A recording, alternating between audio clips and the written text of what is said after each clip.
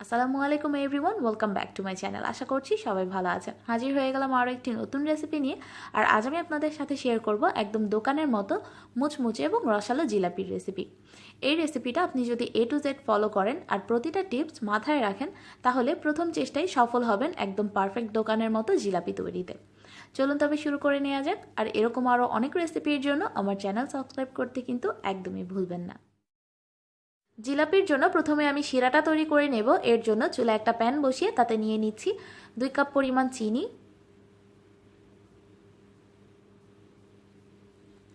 প্রায় 1.5 কাপ পরিমাণ পানি আর দুটো ছোট সাইজের এলাচ। এবার চুলার আঁচটাকে মিডিয়ামে দিয়ে অপেক্ষা করব চিনিটা খুব ভালোভাবে গলে গিয়ে এই শিরাটাতে বলক চলে আসা পর্যন্ত। শিরাটাতে একটা বলক চলে আসার পর এই শিরাটাকে আমি আরও 3-4 মিনিটের মতো জাল করে নিয়েছি। অবশ্যই কিন্তু জিলাপির শিরাটা একটু আঠালো এবং ঘন হতে হবে, তবে অনেক বেশি ঘন না। যদি অনেক বেশি ঘন হয় সেক্ষেত্রে কিন্তু জিলাপির মধ্যে শিরাগুলো ঢুকবে না, আর যদি খুব বেশি পাতলা হয় সেক্ষেত্রে জিলাপিটা মচমচে হবে না।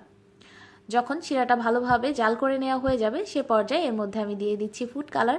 ফুড কালারটা সম্পূর্ণই অপশনাল, এটা আপনারা চাইলে ব্যবহার করতে পারেন, চাইলে বাদও দিতে পারেন। আমি জর্দার রং ব্যবহার করছি, আপনারা লিকুইড বা জেল যে কোনো কালারই ব্যবহার করতে পারবেন।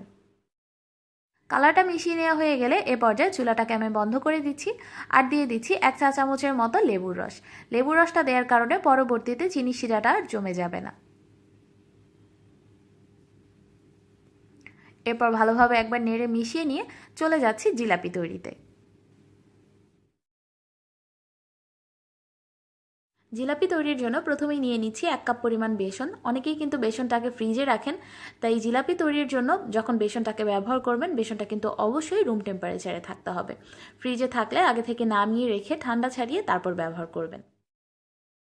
নিচ্ছি 1 কাপ পরিমাণ চালের গুঁড়া, যে কোনো চালের গুঁড়া নিলেই চলবে, আর চালের গুঁড়াটাও কিন্তু অবশ্যই রুম টেম্পারেচারে থাকতে হবে।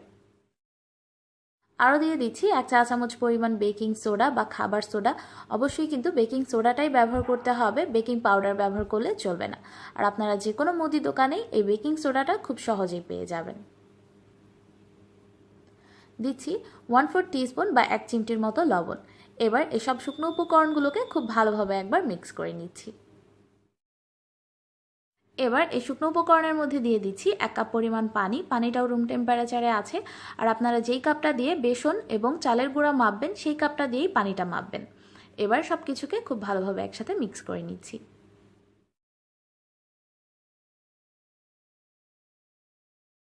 ভালোভাবে মিশিয়ে নেওয়া হয়ে গেলে এবার এই মিশ্রণটাকে এভাবেই রেখে দেব 5 থেকে 10 মিনিটের মতো। ফিরে আসছি 5 থেকে 10 মিনিট পর।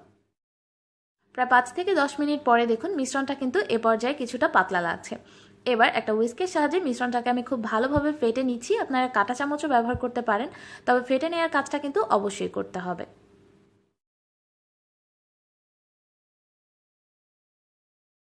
বেশ কিছুক্ষণ ব্যাটারটাকে ফেটে নেওয়ার পর এবার চেক করে দেখব যে এটা জিলাপি তৈরির জন্য রেডি কিনা। এর জন্য প্রথমে একটা কাপে আমি কিছুটা পানি নিয়ে নিয়েছি, আর পানির মধ্যে অল্প কিছুটা ব্যাটার ছেড়ে নিচ্ছি। দেখুন ব্যাটারটা প্রথমে ভেসে থাকলেও কিন্তু কিছুক্ষণের মধ্যে নিচে চলে যাচ্ছে আর গলেও যাচ্ছে, তার মানে ব্যাটারটা এখনও রেডি না। ব্যাটারটাকে আমি আরও বেশ কিছুক্ষণের মতো ফেটে নিয়েছি। এ পর্যায়ে আবারও চেক করে নেব। আর কোনোভাবেই কিন্তু এটাকে ব্লেন্ডারে দিতে যাবেন না, হাত দিয়ে ফেটে নিতে হবে। আবারও আমি পানির মধ্যে কিছুটা ব্যাটার ফেলে দেখছি।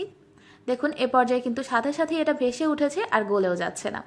যতক্ষণ না ব্যাটারটা এরকম একটা ফরম্যাটে আসছে ততক্ষণ পর্যন্ত কিন্তু এটা দিয়ে জিলাপি তৈরি করা যাবে না। যদি এরকম ফরম্যাটে চলে আসে তাহলেই এটা জিলাপি তৈরির জন্য একদম পারফেক্ট। এবার জিলাপি তৈরির জন্য আমি এখানে এরকম একটা সসের বোতল নিয়ে নিয়েছি। আপনারা যে কোনো ধরনের নরম প্লাস্টিকের বোতল ব্যবহার করতে পারবেন।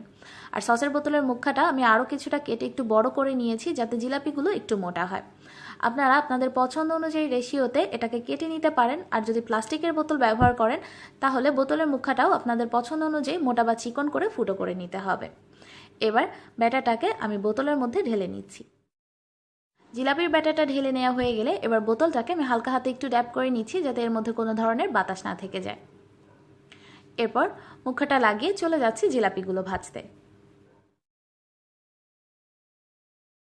জিলাপিগুলো ভাজতে চুলায় একটা প্যান বসিয়ে তাতে আমি তেল নিয়ে নিয়েছি। অবশ্যই চেষ্টা করবেন এই ধরনের ছড়ানো প্যান ব্যবহার করতে। যদি খেয়াল করে থাকেন তাহলে দেখবেন দোকানগুলোতেও কিন্তু এই ধরনের ছড়ানো প্যানই ব্যবহার করা হয়। আর তেলের পরিমাণটা অনেক বেশি নিতে যাবেন না, আঙ্গুলের 1 কড় পরিমাণ তেল নিলেই চলবে। যদি অনেক বেশি তেল নিতে যান তাহলে অনেক সময় দেখা যায় যে জিলাপির ব্যাটারটা দেওয়ার সময় ব্যাটারটা গোল গোল ঘুরতে থাকে কিন্তু প্যাচটা পড়ে না। তাই অবশ্যই তেলের পরিমাণটা একটু বুঝে নেবেন। এবার জিলাপি তৈরির জন্য তেলটা পারফেক্টলি গরম হয়েছে কিনা আমি সেটা চেক করে নিচ্ছি। 1 ফোঁটার মতো জিলাপির ব্যাটার দিয়ে দিলাম। দেখুন ব্যাটারটা কিন্তু সাথে সাথে ভেসে উঠেছে, এর মানে জিলাপি ভাজার জন্য তেলটা রেডি। এবার তেলের মধ্যে মনের মাধুরী মিশিয়ে আমি জিলাপি তৈরি করে নিচ্ছি। যেহেতু আমি এক্সপার্ট না তাই আমার প্যাচগুলো একদমই সুন্দর হচ্ছে না। আশা করছি আপনারা আরও অনেক সুন্দর করে জিলাপির প্যাচগুলো দিতে পারবেন। এবার জিলাপিগুলোকে উল্টে পাল্টে আমি একদম লালচে ব্রাউন কালার চলে আসা পর্যন্ত ভেজে নিচ্ছি। বেশ কিছুক্ষণ ভেজে নেওয়ার পর যখন জিলাপিগুলোর মধ্যে লালচে ব্রাউন কালার চলে আসবে সে পর্যায়ে আমি এগুলোকে তেল থেকে তুলে নিচ্ছি। আর এ পর্যায়ে কিন্তু জিলাপিগুলো একদম মচমচে শক্ত হয়ে যাবে, যেটা আপনারা ওঠানোর সময় বুঝতে পারবেন। আর আমি জিলাপিটাকে আরও কিছুটা গাঢ় করে ভেজেছি, যেটা ক্যামেরায় বোঝা যাচ্ছে না। জিলাপিগুলো তেল থেকে তুলে নেওয়ার পর আগে থেকে তৈরি করে নেওয়া চিনি শিরার মধ্যে এটাকে দিয়ে দিব। আর এ পর্যায়ে চিনি শিরাটা কুসুম গরম থাকতে হবে, একটা আঙুল চুবিয়ে রাখতে পারেন এইরকম গরম। এবার জিলাপিগুলোকে এই চিনি শিরার মধ্যে দিয়ে দিচ্ছি। আর জিলাপিগুলো তেল থেকে উঠানোর পরে কিন্তু 1 সেকেন্ডও অপেক্ষা করা যাবে না, সাথে সাথেই চিনি শিরার মধ্যে দিতে হবে। এরপর একটু চেপে চেপে দিতে হবে যাতে শিরার মধ্যে জিলাপিগুলো ডুবে থাকে। জিলাপিগুলোকে প্রায় আধা মিনিট বা 30 সেকেন্ডের মতো শিরার মধ্যে ডুবিয়ে নিতে হবে। এরপর শিরা থেকে জিলাপিগুলোকে তুলে নিতে হবে। এর থেকে বেশি সময় কিন্তু শিরার মধ্যে জিলাপিটাকে রাখতে যাবেন না, তাহলে পরবর্তীতে জিলাপিটা মুচমুচে থাকবে না, একদম নরম হয়ে যাবে। আমি একইভাবে সবগুলো জিলাপি তৈরি করে নিচ্ছি। তৈরি হয়ে গেল মুচমুচে ও রসালো জিলাপি। এই রেসিপিটা যদি A to Z একদম সেম টু সেম ফলো করেন, ইনশাল্লাহ আপনারাও ঘরেই তৈরি করে নিতে পারবেন দোকানের মতো জিলাপি। আর জিলাপিটা তৈরি করে নেওয়ার পর যখন ঠান্ডা হবে তখন যে কোনো এয়ারটাইট বক্সে ভরে 2 থেকে 3 দিনের মতো আপনারা এটাকে সংরক্ষণও করতে পারবেন। আশা করছি আজকের রেসিপিটি আপনাদের ভালো লেগেছে। এই রেসিপিটি ভালো লাগলে লাইক কমেন্ট শেয়ার করতে একদমই ভুলবেন না। আজ এ পর্যন্তই। সবাই ভালো থাকবেন, নিরাপদে থাকবেন আর আমার জন্য দোয়া করবেন। আল্লাহ হাফেজ।